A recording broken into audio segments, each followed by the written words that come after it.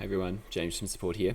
So I'm going to show you a little bit about our rich text mode, which should make editing text descriptions that go into the website a whole lot simpler for you. So here you can just see I'm on just a course record. This will apply to anywhere that really has like a long form description field.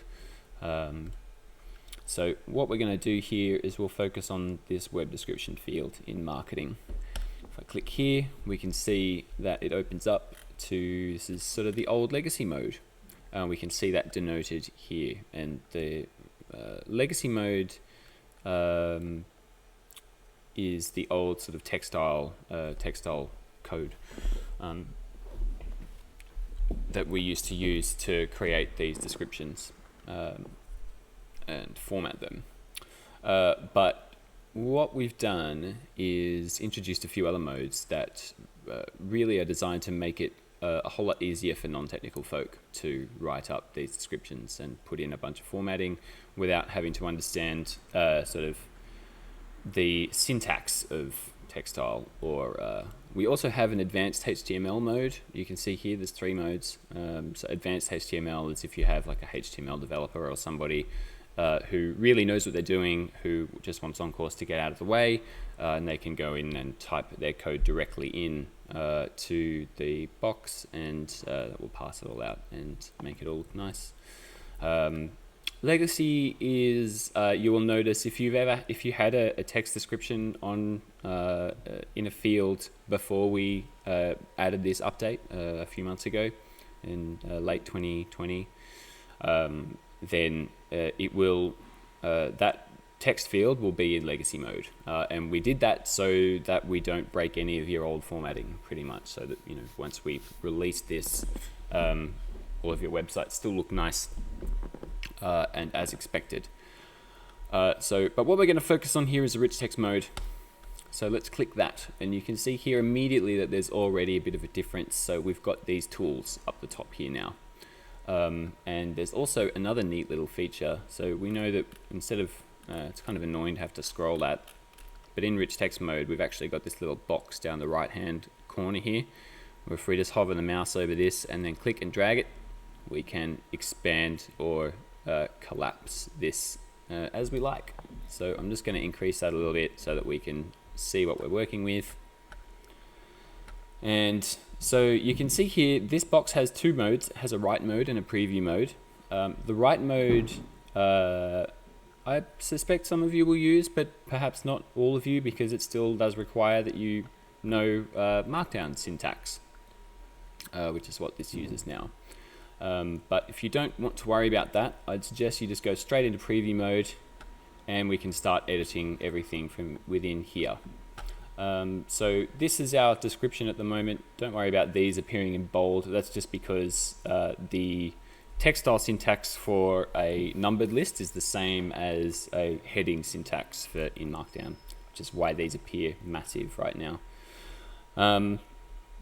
Just quickly before we go into editing this, if we go to the website, you can see here, this is our one of our template sites, so everything looks a little bit jumbled.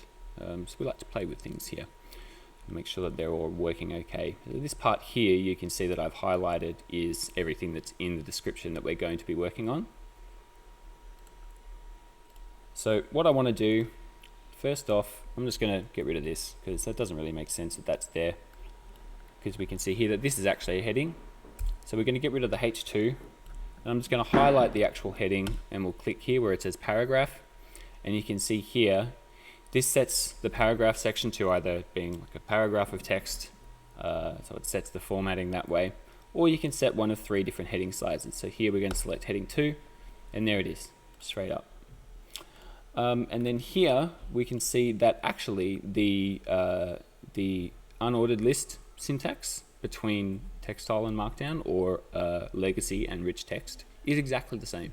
So this actually just works out to work just fine. If I want to add another one, I can just put the cursor at the end of the last item and then click it again and type that in, and that's done. So these 3 here, we know that these were supposed to be a numbered list, so we'll just get rid of those. And we'll just turn that into a paragraph so that we're not typing everything out in a heading. And then what I'll click here is just numbered list.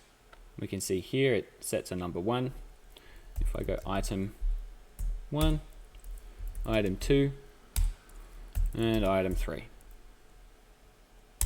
Easy. And if I can just keep on going if I want to. And that's very, very simple. The next part here, you can see this demonstrates a link. So if we go back into preview mode, we can see here this is actually the syntax of a link. So let's just remove that, and we can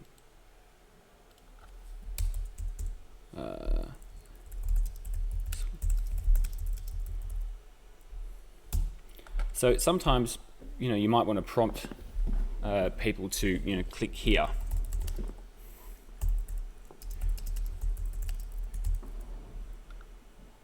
So you might just want to add a link to a certain bit of text. You can do that.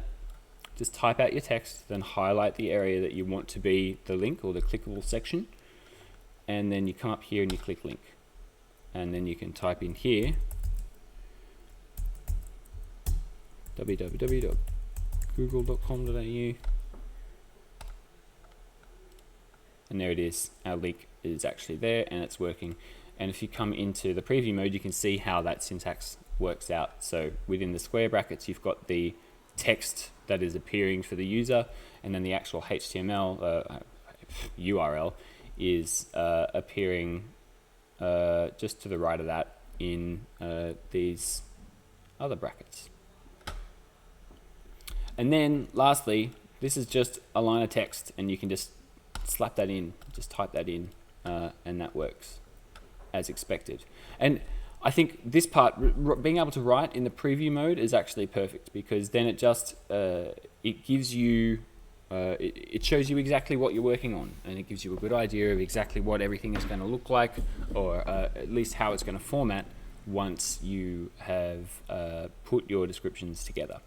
And that's just an easier way of actually, let's save this so that that's done. And then here you can actually see that it lists it all out and looks nice as well, unlike in the other mode where everything was kind of compressed and squished into the one line. That's just a technical reason that has to happen. Here everything is nicely spaced and nicely formatted and looks as you would like it. And that is the rich text description field.